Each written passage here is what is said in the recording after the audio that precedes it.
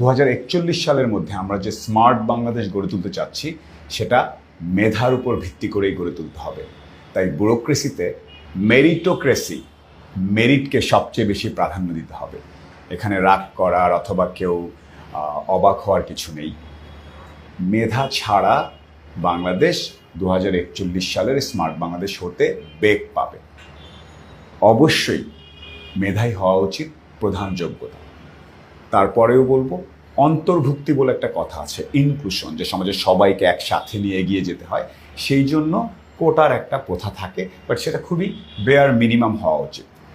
এই bear minimum থেকে যারা বাদ পড়ে যাবেন তাদের জন্য প্রাইভেট সেক্টর থাকতে পারে।